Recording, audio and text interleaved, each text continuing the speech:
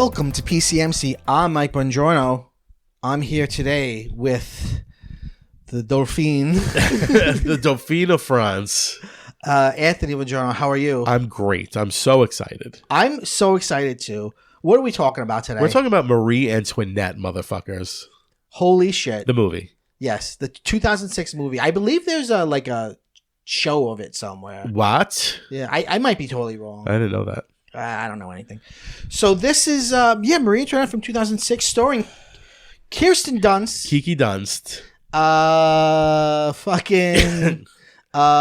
Jason Jason Schwartzman. Schwartzman. Rip Torn. Rip Torn.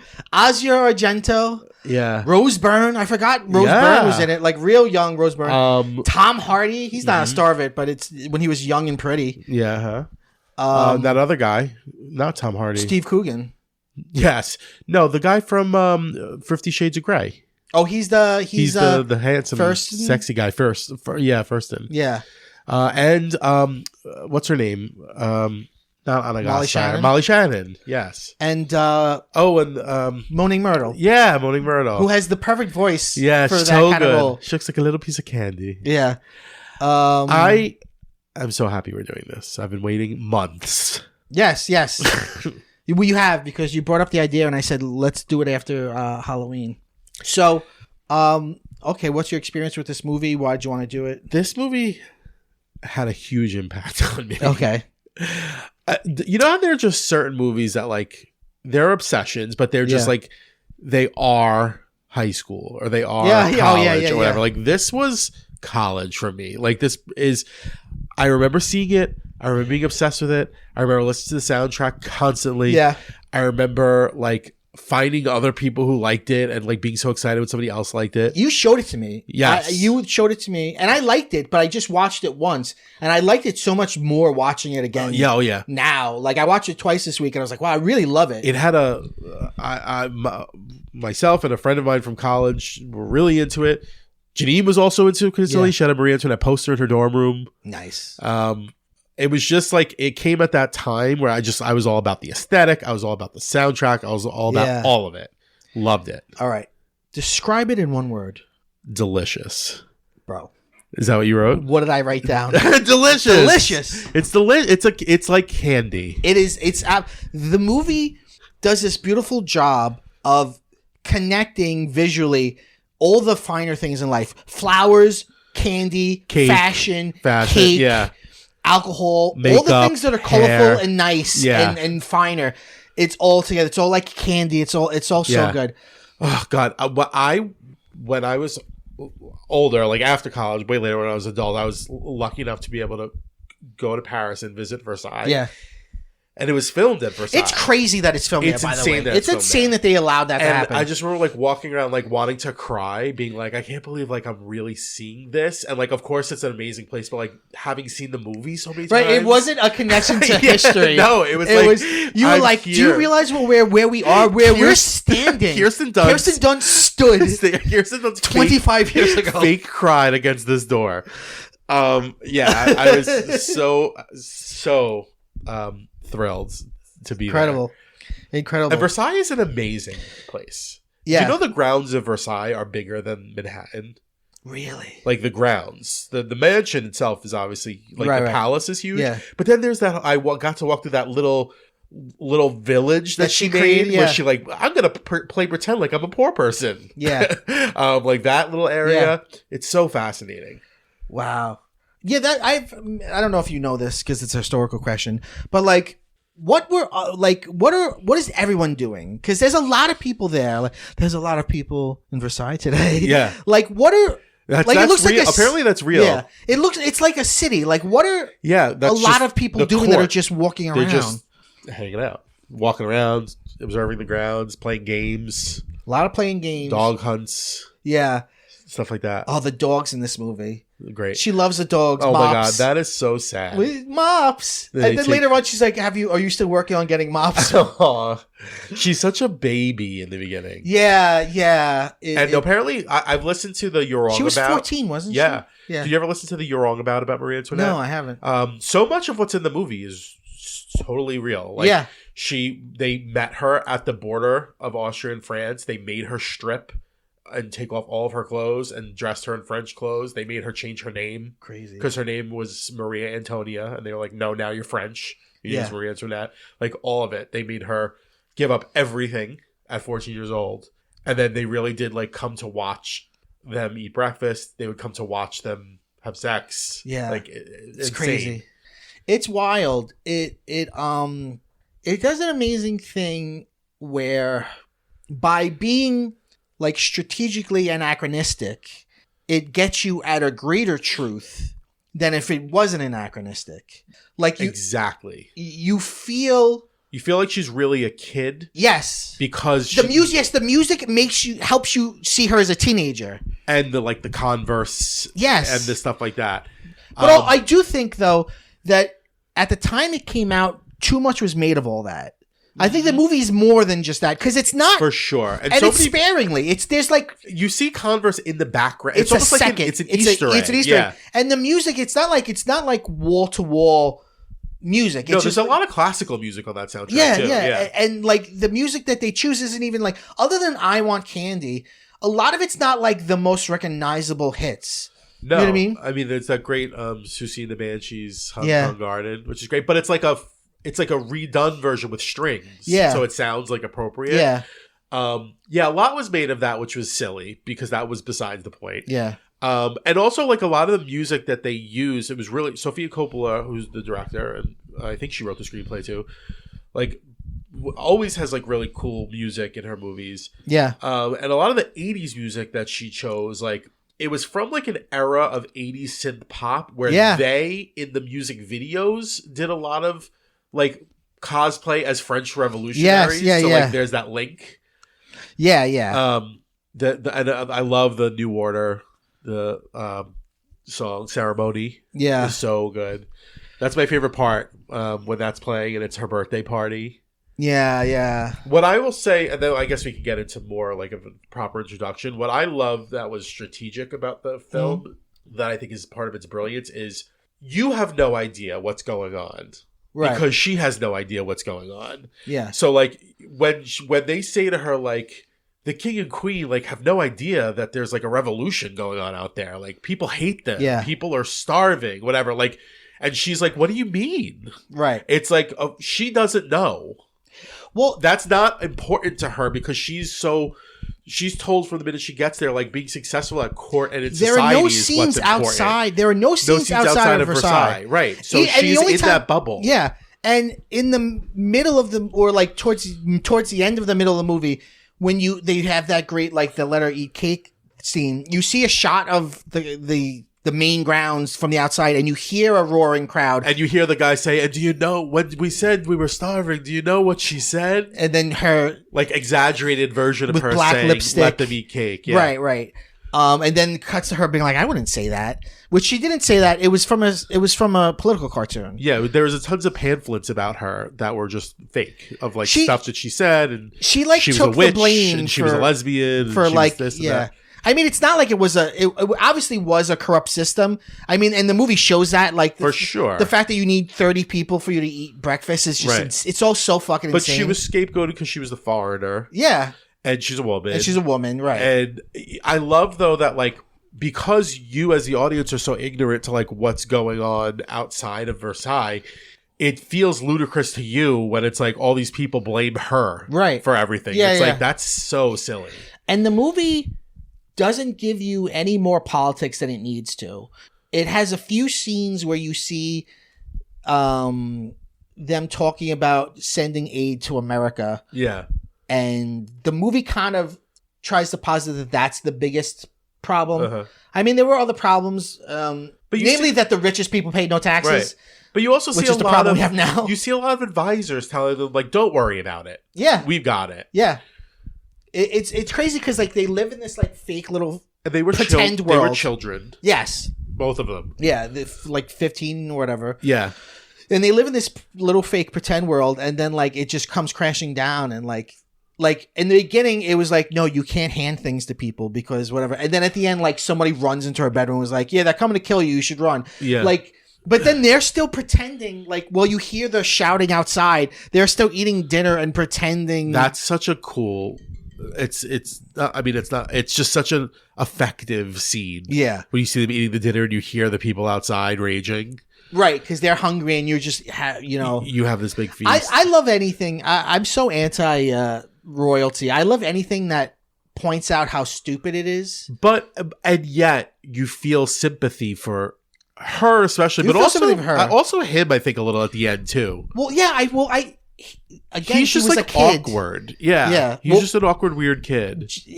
I think Jason Schwartzman's performance is like pitch perfect because I feel like it's 1 degree away from a comedy performance. It's almost there, but not. Yeah. But like he is like in the beginning, he's like an awkward guy. Then like later on, he's like a child. Like he's like when they're at the meeting, he's like looking through the thing, like you know, like he's like playing with his sword. And he really did make keys and locks for a hobby. And is that true? It seems like such a crazy irony that he won't fuck her and he's obsessed with keys. So we'll get to that in a second. And also apparently it is real that like an older advisor had to like have a talk with him about how to have sex. Yeah. Because he just like didn't know. Well, he was 15. And there's also like some theory that maybe he had like some kind of something wrong with his penis. Okay. Like the skin, his foreskin was too tight or something. But did you? Okay, so the first time I saw it, I remember I saw it with a friend, and we both kind of read it as like, is he supposed to be gay? Yeah, I think I Googled, was he gay? Okay, so that's Wait, you know why? Because you know the whole movie's like high school, Versailles High School, right? So at one of the first like dinner scenes, somebody makes that assertion, right? One of the people in the court is like, "Oh, he's spending too much time with the stable boy," right? So that's what puts it into your mind, right? And I don't think that is the case. I don't think. I mean, you could read it that way, but anyway, it is interesting that the locks and keys, thing, because he has trouble putting, the key in the lock, But then it ends up happening. They have kids. It really follows them, and her pretty closely. It speeds up a bit towards the end. Like you see she has a kid and then you see it disappear from the portrait so you know the kid passed away. Right. What do you think about, I know we're all over the place, but the last shot is of the inside of the palace like just destroyed. Yeah. But you don't see any of what happened later. Yeah, you don't see her get beheaded. And she was not beheaded immediately. She was like kept in prison and tortured for months. Really? Before they beheaded her. And tortured her children and kept her in earshot so she could hear her children calling out for her. That's crazy. For months, and then killed her. So all that ugliness is not in the movie. Right. But it's like, I guess you kind of know that it's bad. I don't know. At the end, essentially, they're just being taken away by... Right. Well, I guess I do find the last image arresting. Yeah. It's almost, I mean, so much of it is in that bedroom. So much of it is like it's all about, I mean, it's all about that's the deal that her parents make, right? Right. You become the queen, you become the whatever, you fuck him, you make a male heir, right? And then our countries will be. Right. And then, exactly. And you know. So showing that because you see the glass broken, so you don't see it, right? You don't see them come and grab them. Like you see them in there and they hear it outside, and then there's that great scene where she goes out and bows to them and they all stop for a second. Yeah. And then at the end you see them being taken away in a carriage. Right. And that's it really for them. And she said, he's like, "Are you admiring your gardens?" And she says, "I'm saying goodbye." Yeah. It's I think what the music does is it allows you, it makes you think of her the way you think of a contemporary person her age. Yes. And look, people are different throughout different periods. A 14-year-old now isn't the same as a 14-year-old then. But I think it helps to humanize her, right? To compare her to kids that you know. Even like her relationship with the is he a duke? The Duke, no, what is the guy who is kind of like a father figure to her? No, the one who she like hooks up with, Kirsten. No, he's like a soldier, but he has some kind of title. Something, it's like innocent, you know what I mean? Like she likes a guy, like she would be like 20 at that point or something. Like they it's hard to sell it in the beginning, but they're supposed to be like real children in the beginning, and it's crazy that they're like. the king is like, how is her bosom? Rip Torn. Rip Torn is such brilliant casting as like, because he's so anachronistic. Yeah. But like, so everyone's so proper, then he's there with his favorite, who's like this ex-sex worker. Yeah. And he's amazing. Like laughing with her, and then like they're like playing sex games, and it's crazy. She's so good. That part is so good. The like cat and mouse thing that they play. Oh yeah, when yeah, you see yeah. them in the bedroom together. Yeah, it's so compared to like their bedroom. Yeah. Oh my god, that's so good. And she's played by Asia Argento, who's the daughter of Dario Argento, who is the Italian horror filmmaker. So it's interesting because she's sort of like a mirror version of Sofia Coppola. Yeah. Like the female filmmaker, daughter of a more famous male filmmaker. Yeah. And she's great in it. I love all the scenes of like people sitting at a table but like whispering about people that are sitting right next to them. Yeah. And I feel like Sofia Coppola does such a good job of like picking up. There's such good sound work. Yeah. But also like, and not just sound, but like pieces of dialogue that you hear. And it's almost like I find myself going, do they all hear it? Is this all performative? Like, can they all hear them all talking shit? I think that's what it's supposed to be, but all of them are pretending that they can't. Yes. That first scene where they're sitting, and then like Asia Argento burps, and then the guy's like, "Did she burp? Yeah. Did you hear that?" And they'll talk shit about somebody and then turn right to that person and say something nice. Yeah. Or like there's a scene where like Molly Shannon and Moaning Myrtle are like talking to Marie Antoinette, and they're like talking shit, and then like the very next shot is them talking shit about Marie Antoinette. Yeah. And it's like it really makes Versailles high school. Yeah. It's all just like rumors and people talking shit about each other. Yeah. I love the getting ready every day. Yeah. That's such a nod to all that jazz, right? Oh, it's the same music even. Yeah, I didn't think of that. Of like the daily every morning. Well, I mean, literally it's sort of like the monotony of her life. Yeah. I love the idea of like you're in a cage, you're a prisoner in a cage, but instead of treating you like you're a worthless person, we're treating you like you're the best person, and that's why you're a prisoner. And you're better than all of us. Right, you're better than everyone, so therefore you can't touch us, or you can't reach, you can't hand stuff to us. Like, that's such a fascinating idea, especially because, you know, like, I've heard, so, like, speaking of, you're wrong about, like, you're wrong about Diana episodes, and, you know, all the stuff recently about the movie Spencer, which just reminded me a lot of the movie Spencer. I haven't seen that, but I heard that's a really good movie. It's really good because it's not a biography, but it's a movie about a true event. It's about Princess Diana over like a Christmas vacation. And but it's like a body horror movie. It's like Black Swan, but with a real person who really existed. And just like it's the same stuff, like, you know, like the people loved her, but the family wasn't happy with her, and Charles was cheating on her, and she couldn't make him happy, and all the pressure goes on her. Like with Marie Antoinette, at least the way it's depicted in this film, all of the blame of them not consummating the marriage is on her. Like, why are you not using your charms more? Her own mother writes her letters like, "What are you doing over there?" Yeah, your position is so dangerous, and like she tries, and he's just not into it. Yeah, it's like it's interesting because it ends up. It kind of echoes what happens later, which is that the woman takes all the blame. Yep. This reminds me of Amber Heard. Look, I don't love Amber Heard, and actually I don't know enough about her to even have an opinion on her. But what I did notice from afar is what seemed like a toxic relationship between two toxic people, and how the internet seemed to, with glee, make him a hero and make her the devil. Well, the internet hates a woman. Yeah, like any chance, like whenever it's like, oh, we're allowed to hate this woman, we're all in agreement that this woman's bad. Oh, let's get it all out of our system. Lock her up. Like you just like it's just like whenever like even like so-called like nice guys, like whenever they have like a little bit of an excuse to like hate a woman. It's like, yes, I could get it all out right now. Yeah. And that's what made me think of Amber Heard during this movie.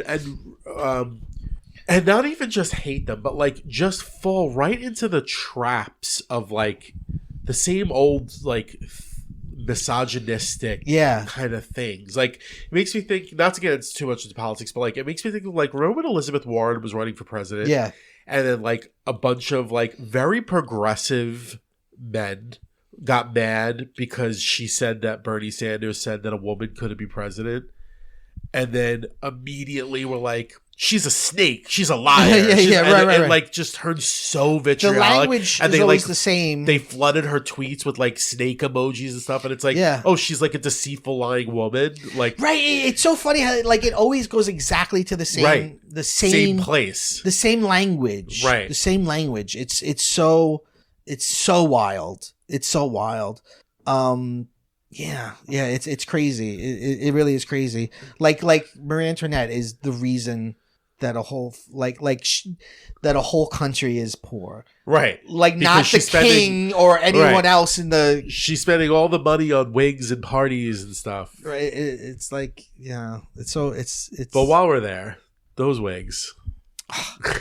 The wig work in this movie, the clothes, I mean, everything about it's just the thing about a Sofia Coppola movie is you can watch it and enjoy it, but then you can watch it again with the sound off and just smooth, let it wash over you. Silky all those smooth. Shoes were made by Manolo Blahnik. I don't know if you knew that. I did not know that. They were like all custom made. I mean, everything just looks so beautiful. Yeah. And then there was that amazing Annie Leibovitz shoot in Versailles for like for Vogue when the movie was coming out.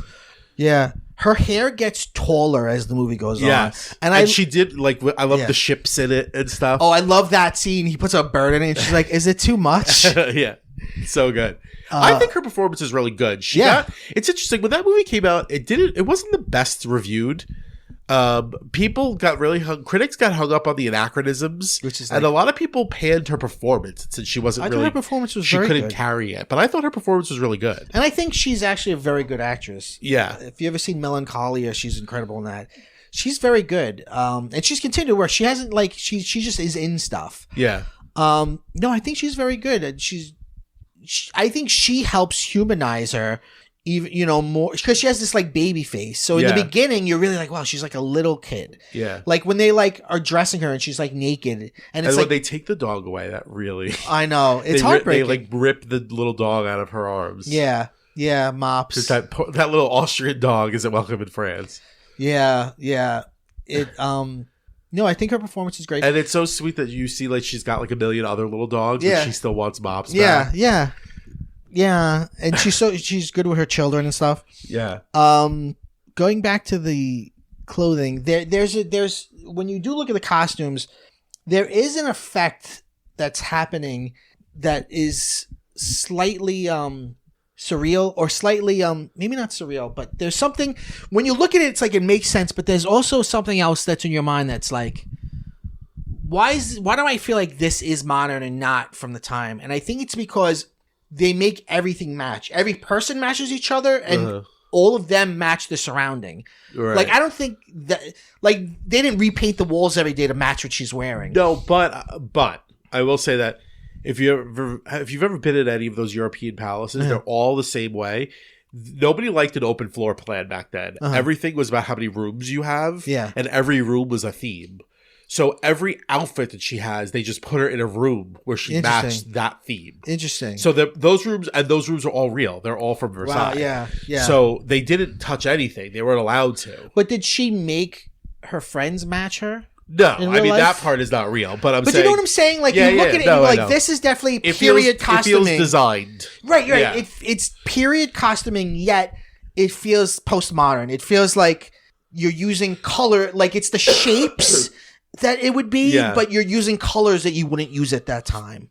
I mean, they have a lot there. I feel like whenever I think of that movie, there are a lot of like soft pinks and purples, like candy colored. Yeah. It's the food looks so good. All the pastries. God. And I love just the beginning, the opening with that song, and then you just see her on the Chase Lounge, like eating. Like cake, and it's like that's such a great opening image. Her though, right? That's just like her the Let Them Eat Cake one. Right, exactly. Yeah, and she's got a cake there. Right. Which cake means the stuff that when you make bread in the oven, it's the crumbs. Right, it means let them eat crumbs. Right. And it's somebody else said that years before her. Yeah, and so yeah, she didn't say it. But I just say that because I feel like people think like, well, isn't cake good? Isn't cake rich? And it's like that's not the cake. That's not what even the cake that she meant. Yeah, no. But she didn't say it. Yeah. Well, that reminds me of like I once showed Indiana Jones and the Temple of Doom for a lesson that was talking about like basically like xenophobia in movies. Yeah. And there's a scene in that where they're like eating monkey brains, which is very anachronistic because it's very incorrect because in fact the Indian diet's very vegetarian. Right. So I was just like, where does it come from? And I didn't do deep research. I just did some Googling research. And I found that it all comes kind of like the Let Them Eat Cake. It all comes back to satire. Somebody wrote a satire mocking how different Indian people are, and it's said like that Orientalism thing. Yeah, exactly. And said in that they eat monkey brains. Right. They don't eat monkey brains. Yeah, of course not. But it's like it makes you feel like, you know what? Maybe we're just think about how often satire backfires. Like people believe it. I know. But yeah, so at the time, like pamphlets were a big thing.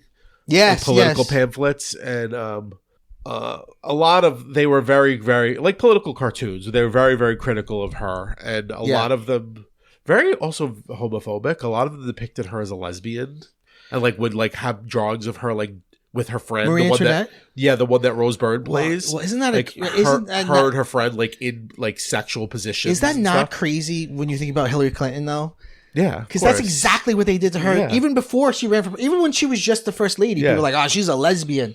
Every woman in politics is compared to either Marie Antoinette or Lady Macbeth at some point, or is treated like that. But yeah, let's see. And a witch. She was accused of being a witch too. Of course, yeah. She's it is a gorgeous movie. I love the shot where they're like at their coronation, where you see them walking down the steps. Yeah. Oh, so good.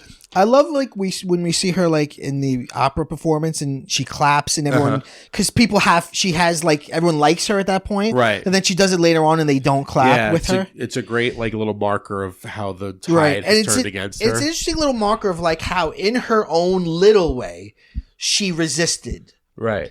She hung out with her friends. She surrounded herself with people she actually trusted. Right. She made that little village that she like would live in like but how crazy is it you see the actual woman who works there like go in and get the eggs, place the eggs or something before her, and then she comes in like, oh, I've found an egg, and it's like it was all pretend. Well, that's but apparently on You're Wrong About, they talk about how like that was like in fashion at the time, was like pretending like you're a farmer. Interesting. It was like a fun thing for rich people to do. And we have that scene where she like says to her dresser, like, make me something more natural that I can wear there. You see her reading. As much as she's like indulgent, I feel like it never. I always have sympathy for her. I never feel like, oh, she's overindulgent. I feel like, again, I think about like someone in her 20s who like that's the world that she's in anyway. Like that's the world they want her to be that way. She just kind of makes it's like her own. It's like a simulacrum. It's like a you're right, exactly. I remember when we first watched it, you said that like you read it as like the beginning was like high school, and then when she gets to that part, that's like her in college. Oh, like, interesting. You see her reading a lot, like I think she's reading Walden or something. Sounds like a good insight. I don't remember making it.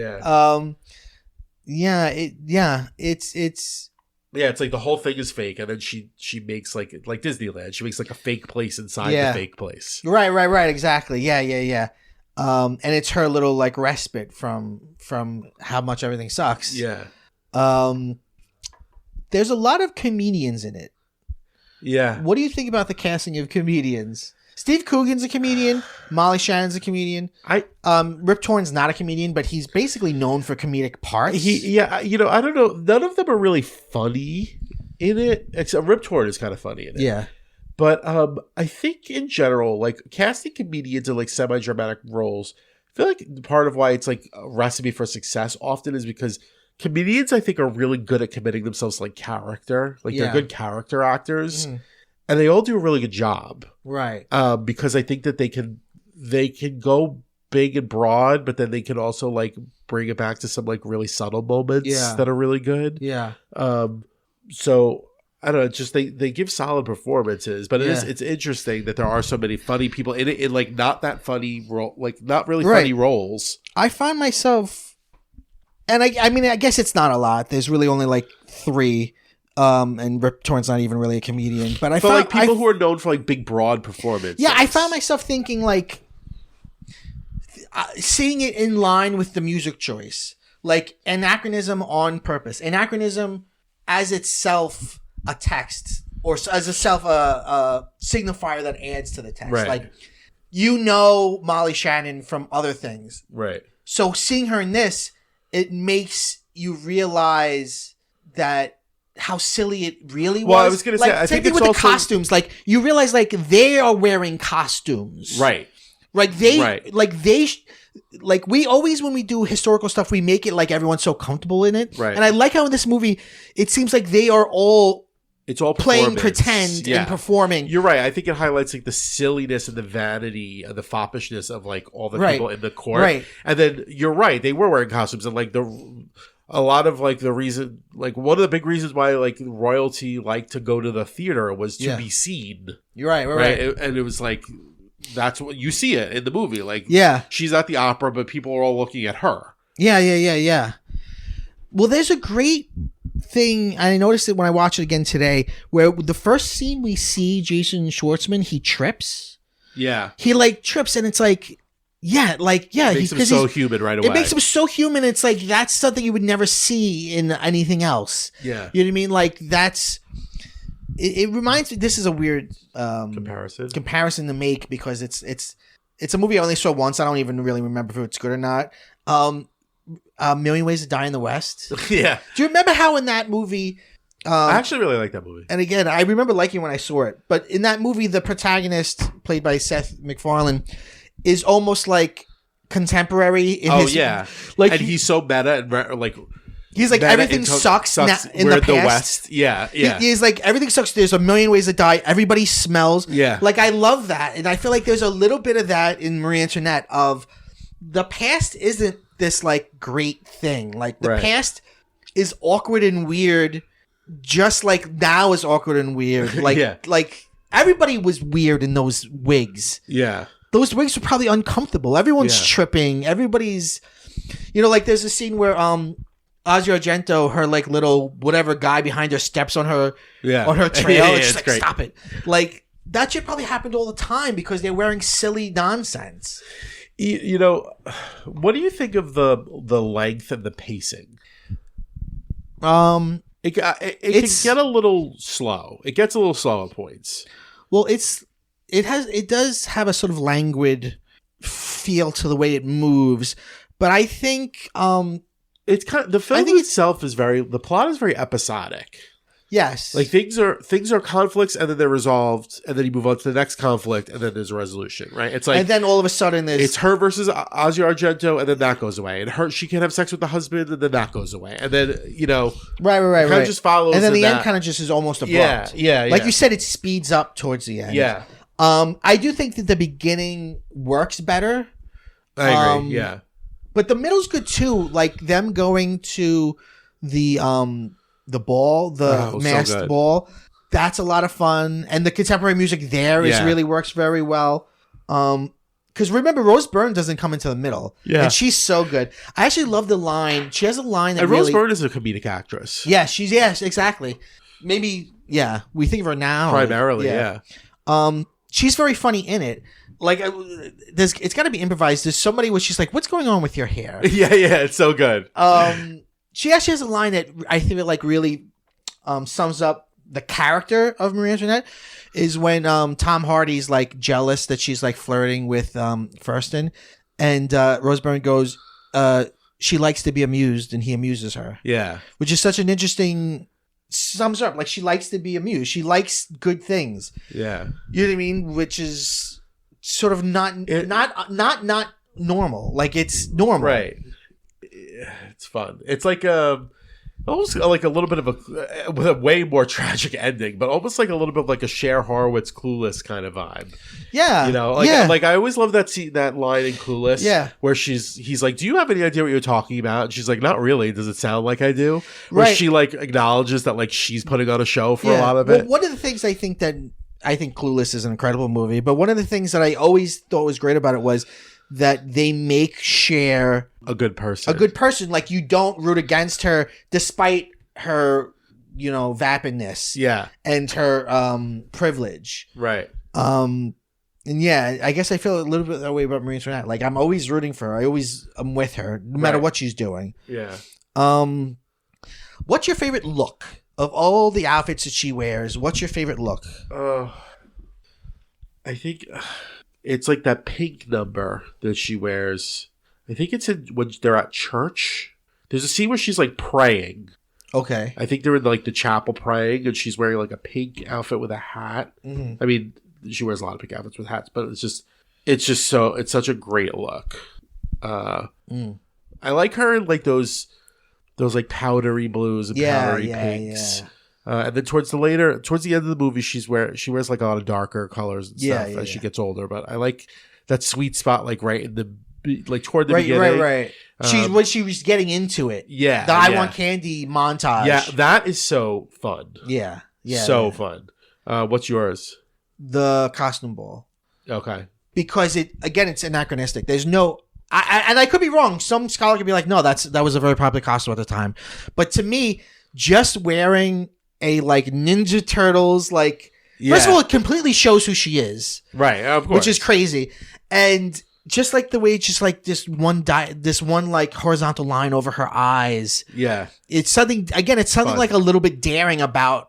She's not hiding it that much. I'm talking about this one. Oh yeah. It's like a bubble. I'm sorry, I just pulled up the picture. It's like a bubblegum Barbie pink. Right, that's exactly what I'm talking about. Of fur. Like no way at the time they had that pigment. Like that kind of pink, that neon pink. Well, if you look, she stands out. Yes. The other ones look more realistic. Right. But she looks amazing in this. Like the shape, Judy Davis. She's great. So good. Also, she's funny. In the movie, she's funny. Yeah. This Madame is Versailles. Yeah. She's like, isn't this a little? She's just so ridiculous? Like crazy, like with her eyes and everything. The costumes are just amazing. It kind of got snubbed at the Oscars. I thought it won an Oscar for costumes. I think that's the only thing it was nominated for, which I think it deserved. Bullshit. Well, what won in 2000? So it was the 2007 Oscars, right? I believe so. Because it came out 2006. Well, just Google like Marie Antoinette Oscars. Well, I want to know who won in 2007. Probably something shitty that nobody likes anymore. 2007 Best Picture nominees. The Departed. Well, that's a good movie. Okay. Yeah, it wasn't even nominated for Best Movie. It was The nominees for Best Movie are The Departed, Letters to Iwo Jima, The Queen, Babel, and Little Miss Sunshine. You sure that's not the next year? That's 2007. Would it be 2006? It came out in 2006, so she'd be eligible the next Oscars. Okay. Was this her second film after Lost in Translation? I believe so. Yeah, she won. This was the one she always wanted to make, and she just kind of made that. She made Lost in Translation because she was sort of caught up in writing it. Yeah, but I feel like it got a lot of that. Like I remember it not being very well reviewed, and like a lot of like, oh, this is like her sophomore slump outing. Let's get back to people hating women. Yeah, for sure. Sofia Coppola, from the time she starred in The Godfather Part 3, people hated her because everyone was like, oh, she can't act. She's just in this movie because her father's the director. Which of course she is, but again, like, what the fuck was she like? She's gonna say no. Like her father was like, "Do you want to be in this movie?" Well, Winona Ryder was supposed to be right. Which, by the way, I don't think Winona Ryder would have been better as Vito Corleone's. No, as Michael Corleone's daughter. I mean, at least she looks the part. She looks like a real Italian girl. She does. So the knives are out for her, and I think it could be a little bit of that. What's funny is I'm looking it up on Rotten Tomatoes, and a lot of the recent reviews, 2023, 2022, like people who've revisited it, it has a lot of positive ones. Right. But if you go back to when it came out, they're all negative. And I love to play this game of like what misogynistic things people, like critics, said at the time. Yeah. This could be the story of Paris Hilton. Oh boy, that's so 2006. Yeah, so 2006. But also awful. Right. And also, like, what does that say about the movie? It's her third film. This one says, with her third film, Sofia Coppola exhibits an annoying preference for style over substance. I completely disagree. I feel like... Wait, listen to this one. Sorry. Coppola's film is solopistic, shrill, melodramatic. Shrill? Love that. And stunningly barren of human observation. I literally... Who wrote that? Who said that? That's... I don't know, some rando. I couldn't agree less with everything she's saying. Maybe it's a little solipsistic. I can never say that word. But it's being that it's all in Versailles, it's kind of all in her head. But that's not even what they mean. They mean it's like she's up her own ass. Wait, you want to hear a great one from Seattle, Washington? Sure. Inadvertently, Coppola has painted a pathetic portrait of a spoiled kitten, not unlike herself. Ooh, see what I mean? Born into unlimited resources and without a thought in her pretty head before she lost it entirely. Jesus. We hate women. And we hate her because her father helped her get her career. Yeah, it's venomous. Oh, no, we're forgetting. Yeah, the first movie's Virgin Suicides. Forgot about that. Oh, my God, one. Yeah. Yeah, that's a good movie, too. Yeah. I love Virgin Suicide. She's good at and we were talking in the last episode, moody. She's doing the new Priscilla movie about Priscilla Presley. She's good at like young women, like kind of coming of age stuff. Yeah. And the sort of like melancholy of being a young woman. I love this scene in Marie Antoinette where she's hooked up with her crush and she asks to be excused. And she just goes to her bedroom and she's just laying down. It's just like a montage of her like just like feeling good and thinking good things. And like there's a shot of her with like her hands on her chest, looking precious. And it's just like she's just indulging in having a crush like a real person. Yeah. And it's so funny. While that's happening, you know, I mean, look, it's so serious. Like, while that's happening, people are starving to death. Of course. Right. But like the fact that the blame goes on her is what's crazy. Right. That's what I mean. It's also interesting. Like when the king dies, I don't know if this is something that really happened, but when the king dies, Jason Schwartzman says, "Like God help us, we're too young to rule." Apparently, he really said that. You know, I remember they talked about that on what's it called? You're Wrong About. I love that. Like the minute the king dies, they're like, "He's gone. We have a new king. We have a new king," and they rush to him. Yeah, it's like, so crazy. But that's the stuff I love because, like, I feel like in a more typical period piece, that would be depicted in a sort of very serious, austere way, whereas in this they make it weird and awkward, like it would be. Right. It's for people awful. for people to be running and being like, now you're the magic thing. Yeah. Yeah. Because the last magic guy died. Right. And it's also like, you think of people who are or you think of people in that situation like loving them, but it's not. It's like this weird. It's like Regina George from Mean Girls. It's like this weird, like, we hate you, but also openly love you. Right. Like there's a scene where she's going to cry because Louis the 16th, right? Her husband's Louis. Yeah, his brother has a wife, and then and so she is a male and is a male. Yeah. So she feels humiliated because they got married after them. Had a boy, yeah. And she got married. They got married later, and she consummated it first. So she goes to cry, and she's walking through court, and a woman like very loudly says, like, "Give us an heir." Yeah. When will you give us an heir? Yeah. Which is like, again, I don't know if that really happened, but the idea of like it's presentational, like just like them whispering at the dinner table, and the fact that it's her fault. Right. It's her fault. When will you give us an heir? Right. But what's more interesting to me is that thing of like the presentation of like pretending like we love you, but we right in front of you we're saying we don't love you. Right. Just like the dinner scene of like, I'm gonna talk shit about you right in front of you. Yeah. Like it's really kind of wild. But again, it reminds me of high school. Yeah. It is like high school. Yeah. You know, and they say all of life is like high school. It is true. Yeah. God, that review is really bananas. Yeah, right? to be so mad at her. To be so mad at her. But which is like, by the way, like to me, nepotism. If you're to mock nepotism, you should talk about people that suck at what they do. Like she's obviously really talented, right? Like maybe she wouldn't have had the opportunities to start the way she did, without her father.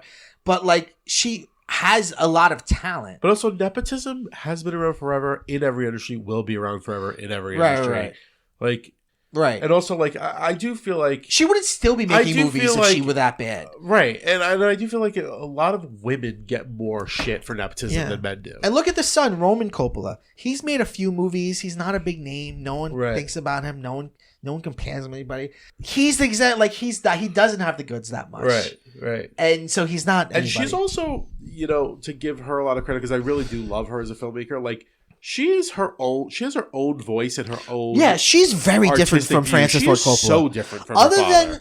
Other than they both share a love for classic Hollywood cinema. Like in Marie Antoinette, they button a lot of scenes by fading to black, which I feel is very old Hollywood. Yeah. But other than that, I don't see any comparison to the look and feel of her films and the look and feel of his films at all. No, not at all. It's no, she's great. I love Virgin Suicides. I only saw Lost in Translation once, but I remember really liking it. I've seen that probably the most, and I really like that. I love this movie. I really liked The Bling Ring. I didn't see The Beguiled, but I really wanted to. Isn't Kirsten Dunst as herself in The Bling Ring? Yeah. Isn't she one of the people that they steal from? They don't steal from her, but they see her out at a club. Oh, okay. And they're like, "Oh my god, that's Kirsten Dunst." They steal from some real celebrities, though. Yeah, Lindsay Lohan, Paris Hilton. Kirsten Dunst is in they must be friends in real life. She was in Virgin Suicide. She was in Marie Antoinette. Yeah. She was in Bling Ring. She's in The Beguiled. I didn't see The Beguiled. Have you seen The Beguiled? The Beguiled is a remake. I don't know anything about it. It's about a group of... It's based on a novel that was made into a movie in the 60s that then... I don't know if this is a remake of that film or just another adaptation of the novel, but it's about like... a guy, like an injured man, like is taken in and nursed back to health by like this house of like women, and then they like start to like, I think they like torture him or something. Oh, that's fun. And slash flirt with him, seduce him. Like it's a lot of fun for what it appeared, but I never saw it. Interesting. But she's in it. She's like the star of it. Interesting. Danny Houston, how do we feel about him? Yeah. He's all right. He's got a presence like his father. Yeah. We spoke about nepotism, another nepotism person, right? Yeah. I always think of him in American Horror Story. That's yeah. Naughty Pine. That's him. Yeah. Well, that's Jessica Lange, but she's talking to him. I realized when I was watching it today, the only character that actually speaks French is her daughter, Maria Therese. Yeah. Why do you think that is? Why did she speak French in the film? Yeah, like why is the only, other than like maybe some people yelling some French things in the crowd at the end? I mean, really, in real life, they all were speaking French. Right, exactly. So why is the child the only one that's depicted as speaking French? I mean, maybe it was a little French girl. There's this weird thing of that's like, it's like filmic, where like no matter what the country is, if they have a British accent, you're meant to. That's code for they're speaking whatever language that is. Right. And in this, they have American accents, a lot of them. Yeah. But, especially Rip Torn, right? But some of them sounds like just right. But some of them are British. I think a decent amount of them are British. Right. And that's just the thing. I don't know.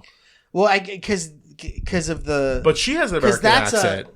That's a meme, too. The idea of that accent meaning class. And just European. But any kind of really European accent. She kind of builds one over the time. But in the beginning, she really just sounds like American. A kid, yeah. Rip Torn just sounds so American. He's so great. He's so in his own thing. But that's what's great because he's the king. So it's like I think he was supposed to, I think the real I think he was Louis the 14th.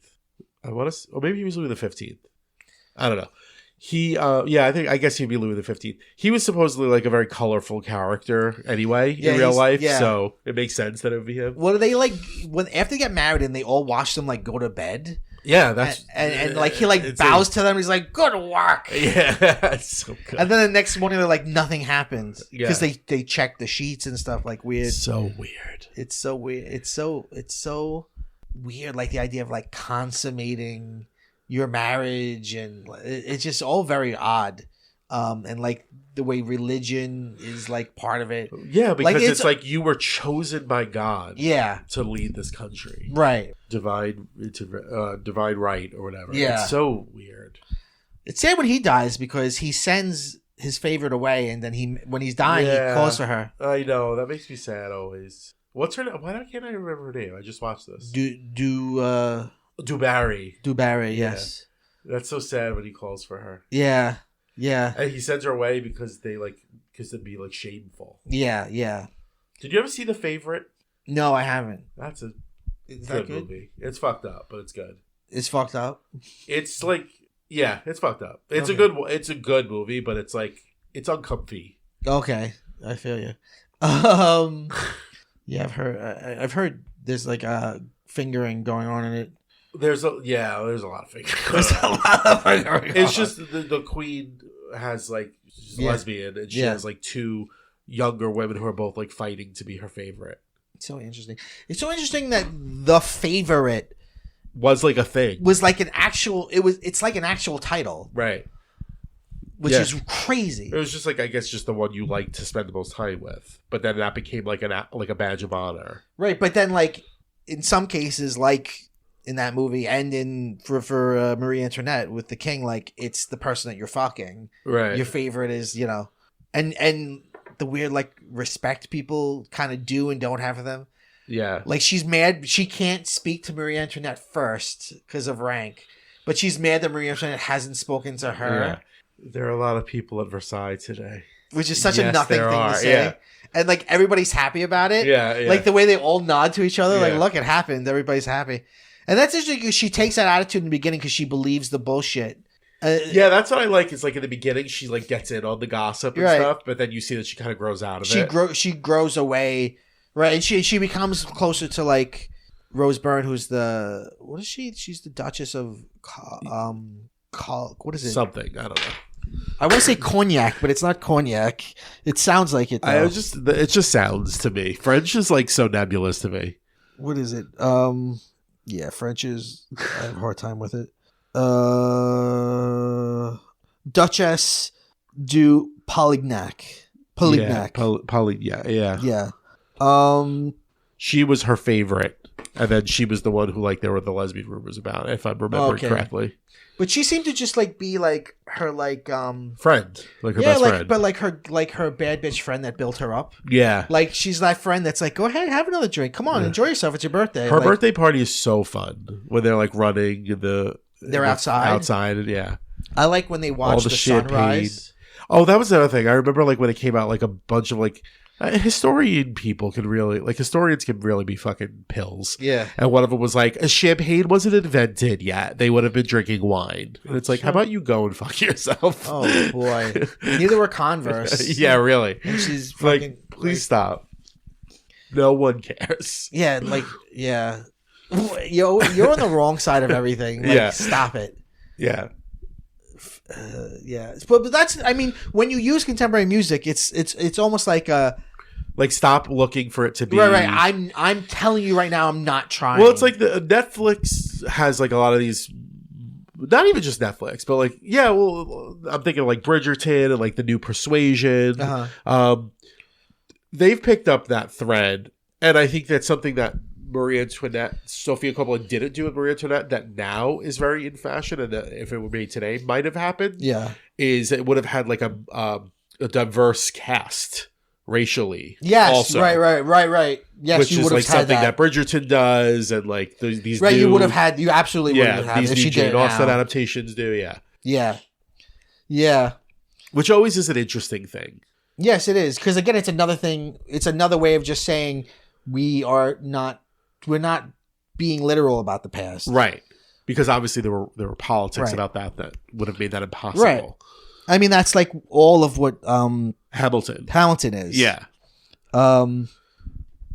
Yeah, it's a delicious movie. Delicious. And it is cozy in a way, I think. I think so, for sure. It's good to watch. Like, I actually like, and again, who knows if this is real, I like the relationship she ends up having with Jason Schwartzman. They seem like they're good buddies. Yeah. He seems to like her a lot. They get to a point where like the only other person who can understand what they're going through is each other. Yeah, and and in the She's beginning, like they love their good parents together. Yeah, she wants to be by his side when she could run away and leave. Right. So she stays by his side. You know, he wants to at the end, like when the window breaks, he stands in front of her and the kid to like protect them. Like you know, I like when he's like, all right, don't stay out too late, and she's like, oh, stay with us, but then he doesn't. Like, it seems like he lets her do what she wants, and it's a cute little like relationship. And you immediately forgive her, or are not even mad at her for cheating on him. No, because it's like, he don't care. It's all open secrets anyway. There's that one scene where like she's in her little village, and he's like, come home, and it's like he means like to that other building. Although it is funny in the beginning when they first meet and she's like trying to talk to him and she's like, I hear you like keys. And it's like, obviously. He's so good at playing so like an awkward. There's a great shot where they're at the dinner table and he's got meat on his fork, but then he uses his knife to push the meat further up the fork. So it's like, again, it's like, we from our contemporary standpoint imagine that they all are good at all these rules when they're not. Like they are always still struggling with what's the right way to hold this and to do that. All of this stuff. So performative. Well, Marie Antoinette, a great movie. Great movie. Great movie. Yeah, I very much enjoyed it. I'm glad you enjoyed watching it again. Based on the book Marie Antoinette: The Journey by Antonia Fraser. They said like, why don't you read this more popular biography? And she was like, no, I'm just looking at this and one. That book, I give her credit for even reading that book, because when I was at the height of my obsession, I bought that book and I was like, I'm gonna read it. It is like 1,000 pages. It's an incredibly detailed. Well, that's like Hamilton is based on that Hamilton book that's like 1 billion pages. Yeah, and that's where like all those tiny little details come in. Yeah, like a lot of the dialogue's real. Like supposedly she really did say, like when he said, can we go home? And she said, like, you said we could gamble. You didn't say how long we gambled. That's something she really said. Yeah. So she seemed to have an actual sense of humor. Yeah. And apparently it's not in the movie, but her last words were, I'm sorry, I did not do it on purpose, because when she was being helped up to the guillotine, she stepped on the executioner's foot. Yeah. Yeah, she took the brunt of everything. I mean, look, I still think we should eat the rich, but you know, you gotta eat the right rich. But yes, but yeah, there is always. I mean, history is just filled with women being scapegoated. Yeah. Well, this has been Pop Culture Man Children PCMC. We come out every Wednesday. We are your go-to podcast for comedic takes and for non-toxic fandom, pop culture ephemera. Non-toxic masculinity. Non-toxic masculinity. Very little masculinity, actually. But the only masculinity that there is non-toxic. Yes. I make a stress a point of that because I can't change the title now, but the fact that the word man is in the title, I worry that somebody's like, I want to listen to a podcast about mans. I'm a man, and so they Google man. I'm a man podcast. Child. Yeah, and then they find that it's not hateful, and they're upset. Well, when you invented this podcast, the world was not run by man children. It was a little different. It's been almost 6 years, which is crazy. All right, Anthony, thank you so much for being here. Thank you for coming up with this idea. We end every episode by saying... Wait, this is fun. Okay. By saying au revoir, au revoir.